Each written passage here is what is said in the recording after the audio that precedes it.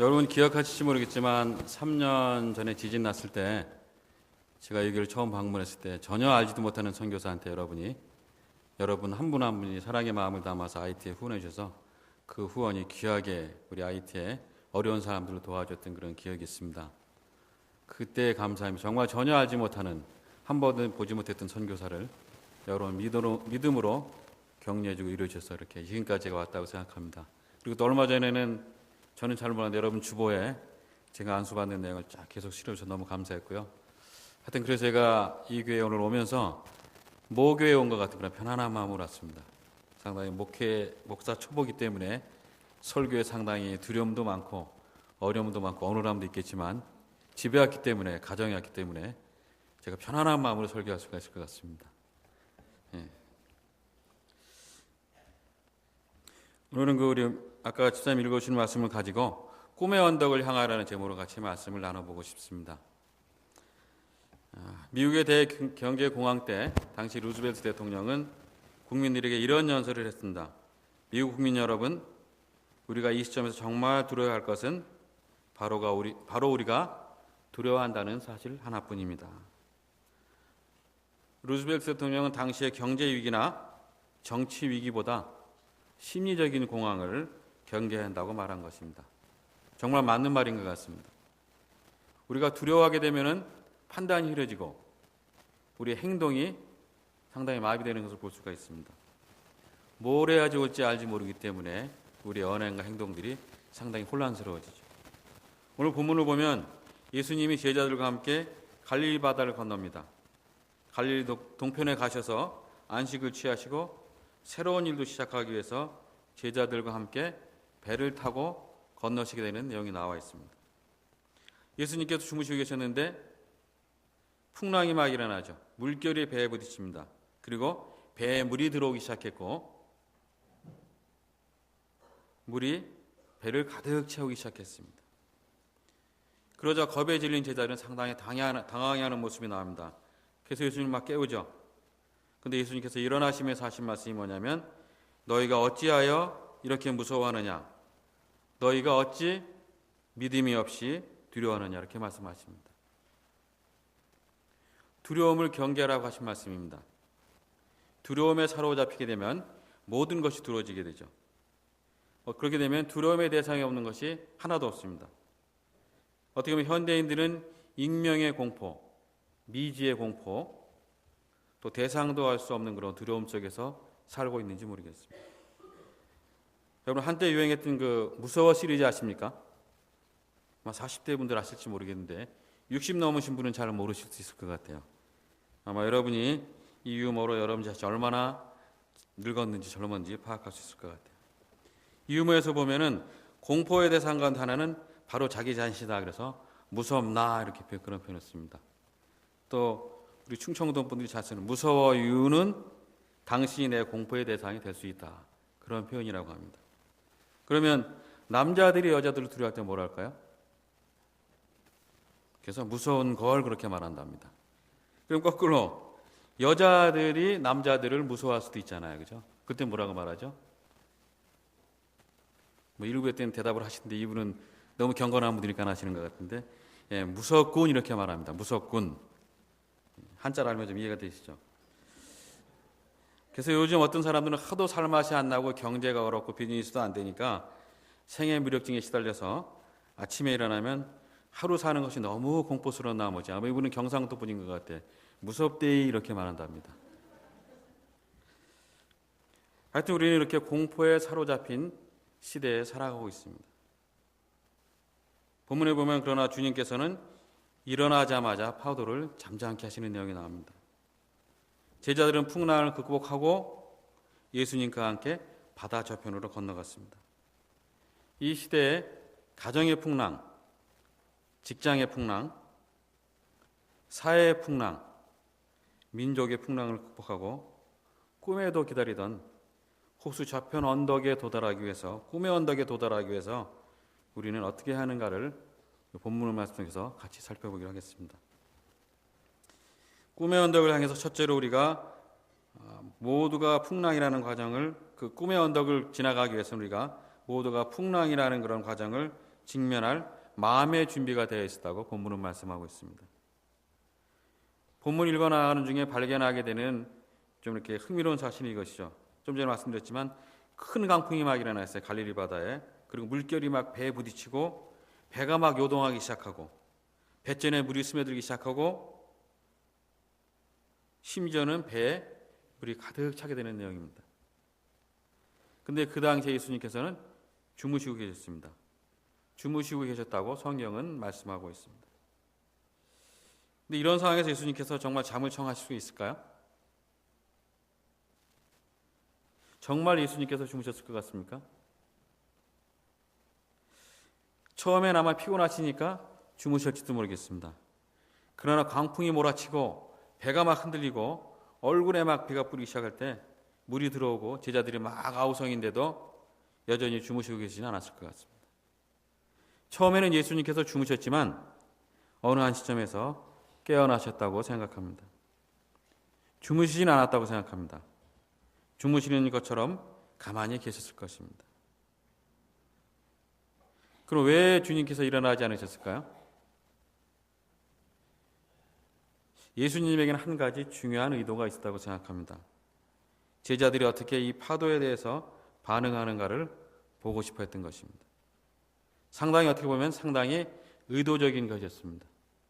그래서 저는 이 사건이 시험이라고 생각합니다. 풍랑을 통해서 예수님께서 제자들을 테스트하신 사건이라고 볼 수가 있습니다. 왜 이런 시험을 하셨을까요, 예수님께서요?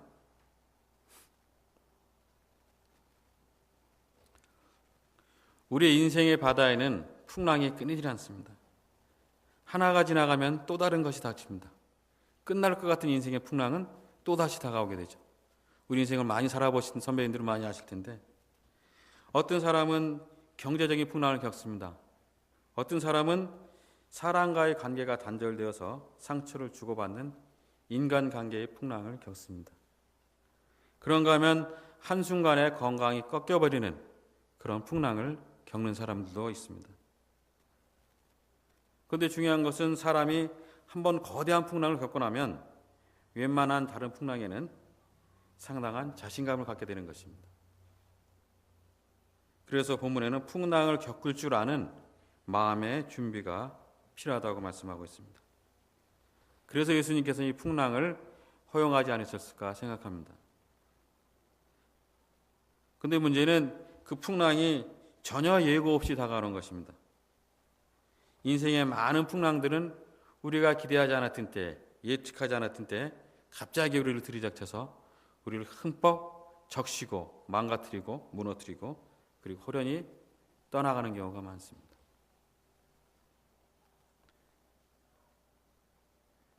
바로 갈릴리의 풍랑이 저는 이랬다고 생각합니다. 갈릴리의 바다는 사방이 산으로 둘러싸여 있습니다. 갈릴리 호수죠, 정확히 말하면. 그러나 그 앞에는 높은 헬몬산이 보입니다. 높이가 무려 2760m나 됩니다. 우리나라 백두산이 몇 미터죠? 2740m. 한라산이 1950m. 전 초등학교 때 이렇게 불필요한 것들을 많이 외우면서 이렇게 학교를 다녔습니다. 하여튼 그런 그 높은 헬몬산에 눈이 쌓여 있는데 헬몬산의 물은 좁은 협곡을 타고 내려와서 바다로 들어갑니다. 그러나 이 갈릴리 바다는 아열대성 기후잖아요. 저희 카리브해가 바로 아열대성 기후인데 그 아열대성 기후의 영향을 받아 상당히 덥죠. 그래서 헬몬산에 내려온 찬물과 아열대 갈릴리 바다의 더운 물이 만나면은 회전이 있어서 광풍이 일어나죠. 그래서 그런 갑작스러운 풍랑을 많이 그 갈릴리 바다는 일으키게 되어 있습니다. 구조적으로. 그래서 저는 이 갈릴리 바다야말로 우리 인생에 대한 적절한 상징이라고 생각합니다. 우리 인생은 어느 날 갑자기 풍랑을 만납니다. 그래서 더 당황해하고 더 불안해할 수도 있습니다. 그러나 이러한 풍랑은 우리 인생 속에서 쉴 새 없이 다가올 수가 있습니다. 그래서 주님은 이것을 준비하라고 우리에게 가르치십니다. 예수님, 우리가 예수 믿고 신앙을 가졌다는 사실 때문에 우리가 풍랑이 면제된다고 우리에게 가르친 적은 없습니다. 예수 믿기 때문에 모든 것이 면제될까 잘 될 거라고 말씀하지는 않으십니다. 오히려 이렇게 말씀하십니다. 너희가 이 세상에서는 환난을 당하나 담대하라. 내가 세상을 이기었노라. 풍랑의 면제를 약속한 것이 아니라 풍랑을 맞더라도 뚫고 나갈 수가 있다. 마지막 승리자가 될 수 있다고 하나님께서 약속하십니다. 야고보는 또 이렇게 말합니다. 너희가 여러 가지 시험을 만나거든 기쁘게 여기라. 여기서 여러 가지 시험이라는 말은 원어 성경에 보면은 여러 가지 색깔이라는 말입니다. 인생의 여정에서 우리는 각자 여러 가지 형형색색의 한 가지 시험도 아니고 여러 가지 형형색색의 시험을 우리는 경험할 수가 있습니다. 하나님은 이러한 시험에 대비하라고 우리에게 말씀하십니다. 또한 베드로는 이렇게 말합니다. 너희가 만약 불시험을 당하거든 이상히 여기지 말라. 우리에게는 평범한 시험도 있지만 이렇게 불시험 같은 시험도 있습니다. 그런데 이렇게 힘들고 어려운 불시험을 당할 때에도 이상하게 생각하지 말라고 성경은 가르치고 있습니다. 본문에서 제자들이 경험했던 관리 바다였던 그런 풍랑은 정말 큰 강풍이었습니다. 어떻게 보면 메가톤급 풍랑이었을지도 모릅니다. 거대한 풍랑, 우리의 삶의 근본을 흔들어 버릴 수 있는 그런 풍랑, 내 삶의 존재를 위협할 수도 있는 그런 거센 풍랑이 제자들을 잡쳤던 것입니다. 그러나 주님은 우리가 이 풍랑만 헤쳐나갈 수 있다면 어떠한 풍랑 속에서도 승리자가 될 수 있다는 것을 본문에서 가르쳐주고 있습니다. 이 풍랑을 허용하는 것이 주님의 뜻이라면 우리는 거센 풍랑이 일어나고 있는 이 바다를 지나서 꿈의 언덕에 도착하기 위해서 마음의 준비를 해야 한다고 본문은 가르쳐주고 있습니다. 두 번째로 풍랑을 넘어서 저 바다 건너 언덕을 도착하기 위해서는 예수님에 대한 믿음이 있어야 합니다. 우리 39절을 보십시오. 39절 보면 예수님께서 잠에서 깨어나셔서 풍랑이 있는 바다를 향해서 이렇게 외치십니다. 예수께서 깨어 바람을 꾸짖으시며 바다더러 이르시되 잠잠하고 고요하라 하시니 바람이 그치고 아주 잔잔해지더라. 이렇게 표현하고 있습니다. 어떻게 보면 바다는 언제 폭풍이 몰아쳤냐는 듯이 마치 유리알처럼 투명하고 고요해졌을 것 같습니다. 이러한 사건이 있은 직후에 예수님께서는 두 마디 말씀을 하십니다. 하나는 너희가 어찌하여 무서워하느냐, 그리고 또 하나는 너희가 어찌 믿음이 없느냐고 말씀하십니다. 당시 제자들에게 믿음이 없었다고 할 수 있을까요? 전혀 없었다고는 할 수 없을 것 같습니다. 그들이 그 당시로는 안정된 직업인 어부라는 직업을 버리고 예수님을 따라 나선 것은 그분에 대한 신뢰가 없다면 불가능했을 것입니다. 예수님이 메시아다, 예수님이 구세주다, 저분을 따라가면 인생이 변한다, 우리의 인생이 희망을 얻을 수 있다, 이렇게 그들은 예수님을 신뢰하고 따라 나섰을 것입니다.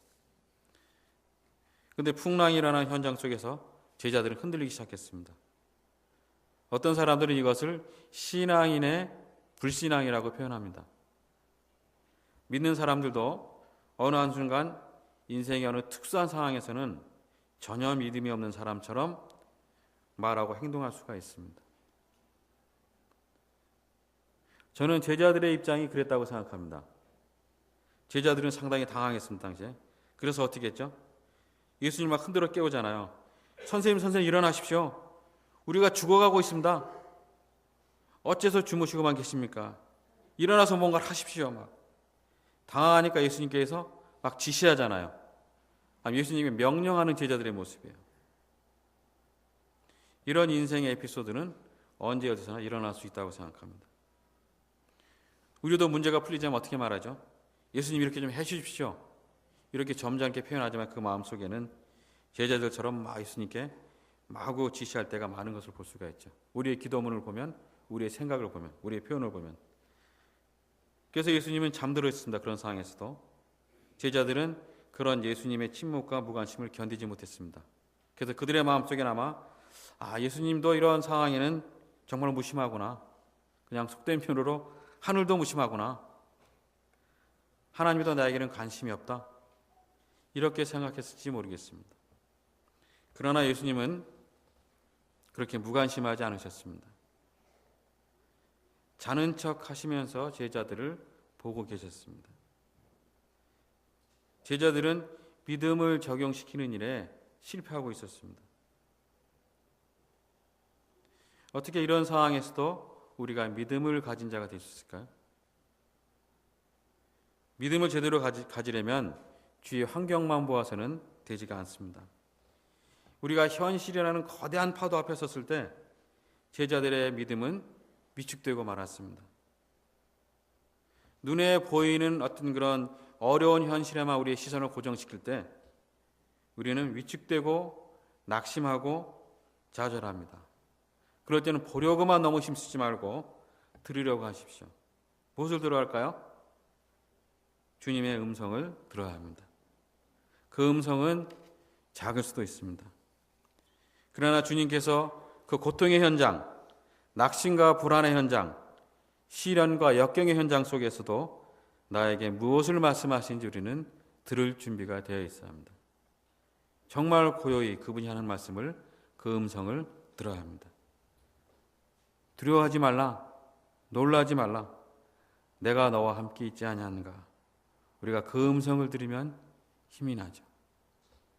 제가 선교 현장에 있을 때 참 어려운 경우가 많잖아요.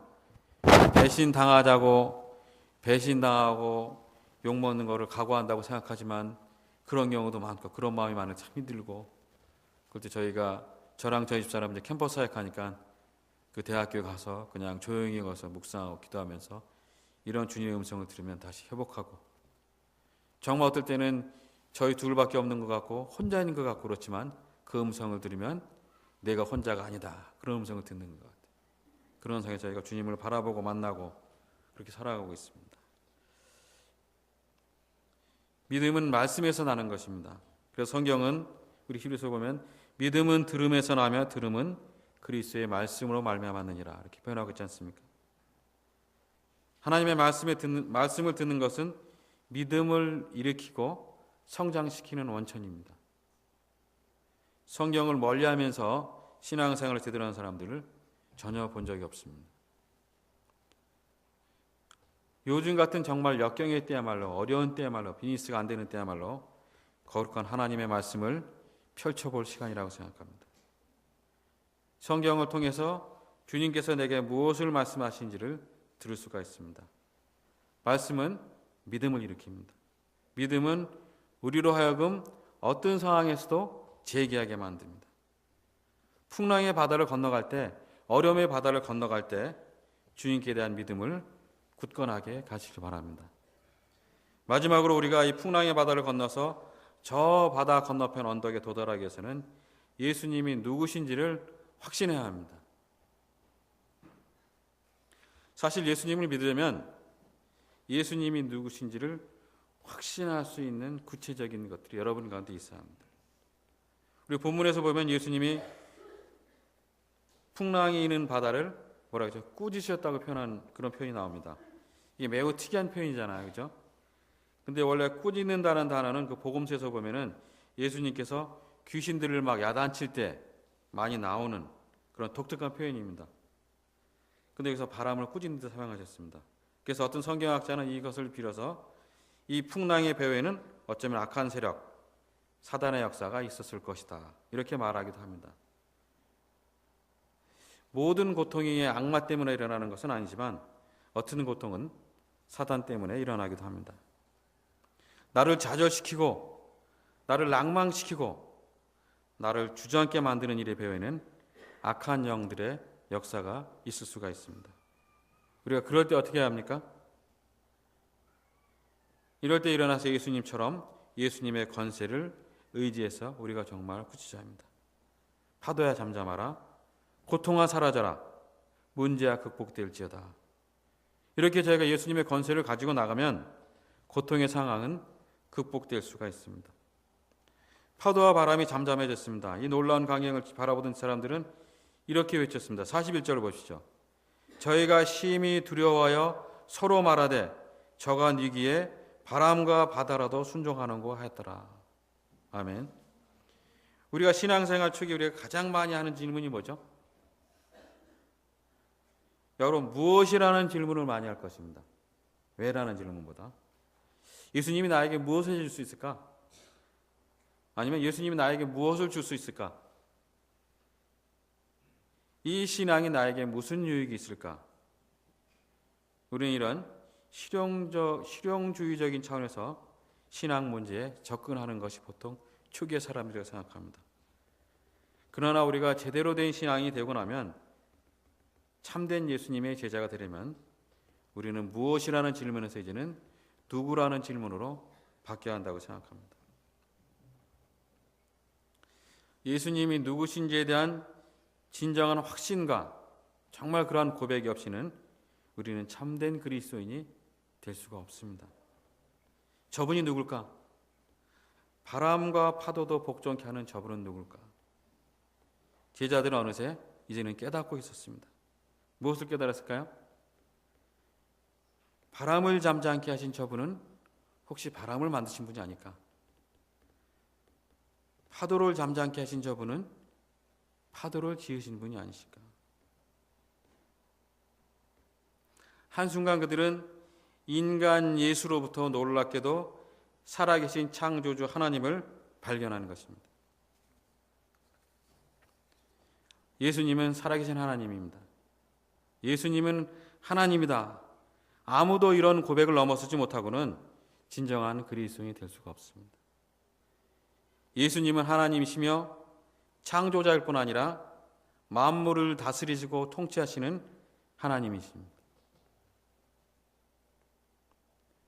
그리고 풍랑을 잠잠케 할 수 있는 분이시며 인간 내면의 풍랑도 잠재울 수 있는 분, 나를 참된 평화로 인도하실 수 있는 분입니다. 우리를 구원할 수 있는 구원자 예수 그리스도를 여러분은 믿으십니까? 아멘. 예. 제자들은 한순간에 일순간에 예수가 창조자이며 승리자이시며 통치자이시며 구원자이시라는 놀라운 발견 앞에 도달하게 된 것입니다. 그래서 본문 41절에서는 저희가 심히 두려워하여 이런 표현을 하고 있습니다. 본문을 제가 연구할 때 깨닫게 된 사실은 제자들이 처음에는 무서워했다는 것입니다. 그러나 무서워하다는 41절에 두려워하다는 다른 의미입니다. 우리가 보통 무섭다 두렵다 같이 생각할 수가 있는데 여기서 두려워하다는 주석에서 그 의미를 보면 41절에 저희가 심히 두려워하여 이렇게 번역했죠. 근데 그 의미는 저희가 하나님께 대한 경외감으로 가득 차.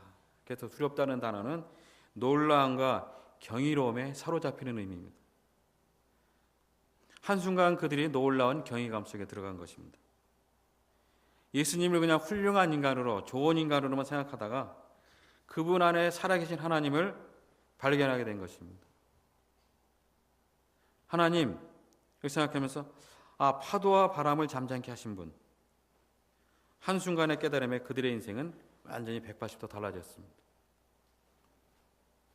예수님을 믿고 그분과 함께 해왔는데 바로 그분께서 살아계신 하나님의 아들이라니. 그러자 모든 문제가 달라지기 시작했어요. 지 아무리 강풍이 들이닥친다 해도 만물을 다스리는 창조주 하나님이 함께 하신다면 그런 풍랑이 문제겠습니까? 여러분, 행복은 무엇입니까? 여러분 나름대로 행복에 대한 기준이 있을 것 같아요. 참된 안전은 무엇입니까? 풍랑이 없는 것이 안전은 아닙니다. 예수님과 함께 한다는 것이 참된 행복입니다. 예수님께서 함께 하신다는 것이 여러분의 참된 안전입니다. 주님께서 함께 하신다는 사실에는 우리에게 어떻게 보면 아무것도 없습니다. 여러분, 마더 테레사 수녀를 잘 아시죠? 인도에 가면 캘커타에 가면 그 죽음의 집이라 해서 임종 3, 4일 전에 사람이 다 모이는 집들이 있고 여러 종류의 어떤 집을 운영하는데, 죽음의 집을 운영하는데, 거기에 제가 7년 전에 가봤는데 하루에 4명, 3명씩 죽어가는 그런 집에서 수고하는 그런 마더 테레사를 취재하던 영국의 BBC 방송 기자가 쓴 글에 보면 그 당시 마더 테레사가 이제 노벨 평화상을 받고 자식 캘커트라서 죽음의 집을 운영하는데 그런 환자들을 막 씻으면서 마더 테레사의 표정이 정말 평안해 보이고 행복해 보였다고 합니다. 제가 임종하는 집에 가서 보면 죽어가는 사람들이 사람이 그립기 때문에 가서 이렇게 허경하려면 막 달라붙어 목에 달라붙고 떨어지질 않고 찰거머니처럼 막 그런 사람들을 섬기는 집에서 마더 테레사가 그때도 거의 임종에 가까운 나이였는데 그분이 기자가 질문했을 때 수녀님이 힘들지 않으십니까? 그런 질문했을 때 이런 대답을 했다고 합니다. 힘들지요. 그러나 즐겁습니다. 주님이 함께 하시기 때문입니다. 이건 정말 중요한 말이라고 생각합니다. 어떻게 보면 캐톨릭 수녀의 표현이지만 그러나 저는 간단한 이 세 마디가 우리의 신앙생활의 요체를 다 요약했다고 생각합니다. 신앙을 가지고 산다는 것은 쉬운 일만은 아닙니다. 어떻게 보면 힘든 일일 수가 있습니다. 그러나 즐겁습니다. 주님이 함께 하시기 때문입니다. 고통의 시기를 지나는 것은 참으로 힘듭니다. 요즘 같은 불경기에 특별히 미국에 우리 아틀란타에 많은 분들이 정말 힘들어하잖아요. 비즈니스로. 이런 고통의 시기를 지나는 것은 힘이 듭니다. 그러나 우리는 여전히 즐거울 수가 있습니다. 주님이 함께 하신다는 확신만 있으면 우리는 즐거울 수 있습니다. 왜냐하면 우리가 타고 있는 인생의 배에 주님이 함께 하시기 때문입니다. 본문이 시작되는 맨 처음에 예수님이 이렇게 말씀하십니다. 35절 보면 그날 저물 때 제자들에게 이르시되 우리가 저편으로 건너가자 하시니 그 항해를 제안하신 분이 누구십니까? 우리가 제안했나요? 그 항해를 제안하신 분이 예수님이십니다. 그렇다면 그 제안하신 그분한테 계획이 있지 않을까요?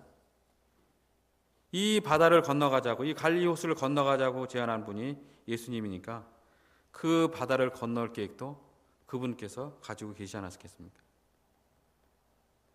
그렇다면 그런 풍랑도 우리의 인생의 풍랑도 하나님의 계획에서 제외될 수 없는 것입니다. 그분이 우리에게 항해를 제안하고 이 항해에 직접 동참하셨다면 풍랑도 그분의 계획의 일부인 것입니다. 고난에는 뜻이 있습니다. 풍랑에는 하나님의 뜻이 있습니다. 주님만 함께 하신다면 우리는 승리할 수 있습니다. 풍랑은 우리에게 어떻게 보면 큰 유익을 갖다 줄 수 있습니다.